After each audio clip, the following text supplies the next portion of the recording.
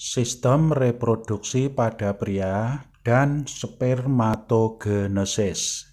Ya. Inilah alat-alat reproduksi pada pria. Ya.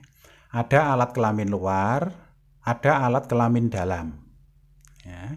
Alat kelamin luar meliputi yang pertama penis. Ya, ini untuk menyalurkan sperma ke vagina.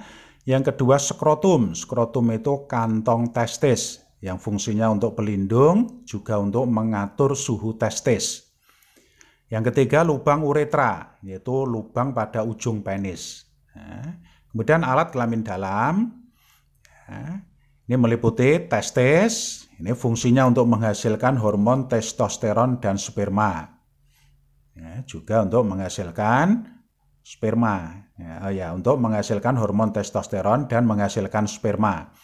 Kemudian epididymis, ini untuk pematangan sperma. Vas deferens untuk menyalurkan sperma tadi ke kantong sperma. Ya, untuk menyalurkan sperma dari epididymis ini menuju ke kantong sperma untuk disimpan sementara. Kemudian vesicula seminalis, ini adalah kantong sperma untuk menampung sperma. Kemudian saluran uretra, ini untuk mengeluarkan sperma dan juga untuk mengeluarkan urin. Itulah alat-alat reproduksi pada pria. Nah, ini gambar bagannya.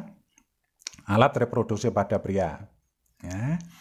Inilah testisnya yang fungsinya untuk menghasilkan sperma, juga menghasilkan hormon testosteron. Ini kantongnya atau skrotum. Ya, kantongnya atau skrotum.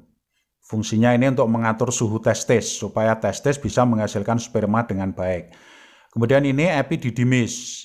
Nah, ya, ini epididymis. Epididymis itu saluran sperma yang kecil, lembut, berkelok-kelok masih menempel pada testis. Fungsinya tadi adalah untuk pematangan sperma. Ya. Kemudian ini adalah vas deferens, saluran sperma. Jadi kelanjutannya epididymis ini. Ya, kemudian nanti menuju ke ini vesicula seminalis, kantong sperma. Jadi sperma berjalan dari sini, nah, kemudian menuju ke sini disimpan vesicula seminalis untuk menyimpan sperma, kantong sperma. Ya. Kemudian ini adalah kelenjar prostat. Ya, di bawahnya ini ada kelenjar kecil namanya kelenjar Koper. Ini kelenjar Koper. Ya.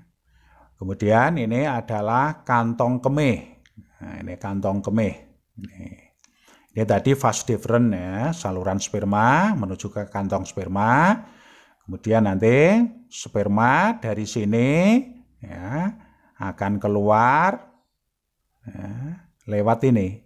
Nah, ini yang namanya uretra. Ya, uretra. Jadi, ini jalan sperma dan juga urin pada penis, ini namanya uretra. Ini penisnya, ini lubang penisnya. Itulah alat reproduksi pada pria. Nah, kita bahas tentang fungsi dari beberapa alat tadi supaya lebih jelas. Ya, ini vesicula seminalis atau kantong sperma. Ini fungsinya adalah untuk mensekresikan cairan yang bersifat basa, untuk mengeluarkan cairan yang sifatnya basa, ya, lebih kurang 60%. Kemudian untuk memberi nutrisi yang berupa vitamin, protein, fruktosa, dan lain-lain bagi sperma, memberi makanan pada sperma.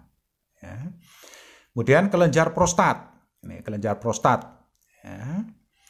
Fungsinya untuk mensekresikan cairan putih keabu-abuan yang bersifat basa, lebih kurang 30%. Kemudian kelenjar prostat ini mengandung fosfolipid, ya, asam sitrat, ini untuk nutrisi dan antikoagulan, ya, anti pembekuan. Kemudian untuk menambah volume air mani yang dapat melindungi sperma dari tekanan pada uretra dan vagina, atau untuk menambah cairan dan menambah makanan. Itu kelenjar prostat. Ya. Kemudian kelenjar koper atau bulburetra. Ini fungsinya untuk menghasilkan lendir yang jernih, yang sifatnya basa. Ya, di mana lendir ini nanti akan keluar sebelum ejakulasi. Ejakulasi itu pengeluaran sperma. Sebelum sperma keluar, ya, lendir dari kelenjar koper ini nanti akan keluar dulu. Jernih, bening itu. Lengket. Kemudian untuk menetralkan sisa urin yang ada di uretra. Ya, urin itu sifatnya asam. Ya, dan urin itu najis, ya, hukumnya.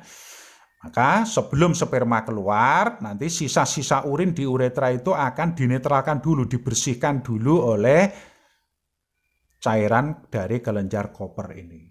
Nah, gitu. Jadi untuk membersihkan sisa-sisa urin yang ada di uretra yang akan dilewati oleh sperma, sehingga nanti sperma itu lewat, ya, jalannya sudah bersih. Ya, gitu. Inilah kelenjar kelamin pada pria. Yang pertama tadi kelenjar prostat, ya, yang atas, yang besar, di bawah kantong urin. Kemudian di bawahnya lagi kecil, ini kelenjar koper. Ini kelenjar prostat, ya, di bawah kantong urin, melingkari saluran uretra, sehingga nanti kalau kelenjar prostat itu bengkak, ya, akan menjepit saluran uretra, maka kita akan sulit untuk kencing. Nah, ini. Tuh, ya. Kemudian fungsinya ini menghasilkan cairan nutrisi bagi sperma dan menghasilkan cairan yang bersifat basa. Kelenjar koper ini di bawah kelenjar prostat, ya, kecil, ya, ini di pangkal uretra. Ya, fungsinya menghasilkan cairan praejakulasi. Pra itu artinya sebelum ejakulasi keluarnya sperma. Jadi sebelum ke sperma keluar, cairan dari kelenjar koper ini keluar dulu untuk membersihkan sisa-sisa urin di uretra. Ya, ini membersihkan sisa-sisa urin juga sebagai pelicin agar sperma nanti keluarnya mudah, cepat. Gitu, ya. Kemudian yang ketiga testis, ini juga merupakan kelenjar karena bisa menghasilkan sperma. Ya. Proses pembentukan spermanya namanya spermatogenesis, terjadinya di tubulus seminiferus. Jadi proses pembentukan sperma atau spermatogenesis itu di testis bagian tubulus seminiferus. Testis juga untuk menghasilkan hormon testosteron atau androgen. Itulah 3 macam kelenjar kelamin pada pria. Nah, spermatogenesis itu adalah proses pembentukan sperma. Terjadinya di testis di bagian tubulus seminiferus. Itu spermatogenesis. Nah, inilah bagan pembentukan sperma atau proses spermatogenesis. Satu sel nanti akan menghasilkan 4 spermatozoid. Ya. Proses pembentukan sperma ini pembelahannya secara meiosis, di mana meiosis itu ada meiosis 1, ada meiosis 2. Jadi meiosis itu pembelahan sel 2 kali berturut-turut. Nah, ini kemarin pada pertemuan pertama sudah kita bahas. Ya, jadi satu sel menghasilkan 4 spermatozoid. Ini spermatosit primer mengalami meiosis 1, membelah yang pertama, menghasilkan spermatosit sekunder. Kemudian masing-masing spermatosit sekunder ini membelah lagi menjadi spermatozoid. Nah, ini sehingga satu sel nanti akan menghasilkan 4 spermatozoid. Nah, itulah proses spermatogenesis. Satu sel menghasilkan 4 sperma, semuanya hidup. Ya, semuanya hidup. Nah, selanjutnya silakan anak-anak untuk membuat rangkuman dari materi tadi. Nih, ya, dirangkum. Berikutnya silakan kamu kerjakan soal-soal berikut ini supaya lebih paham tentang materi pertemuan kedua ini. Ini silakan ditulis soalnya, kemudian dikerjakan. Ya. Nah, ini ada 20 soal anak-anak. Ya. Nah, inilah sistem reproduksi pada manusia pertemuan kedua, yaitu tentang alat reproduksi pada pria. Sekian, terima kasih.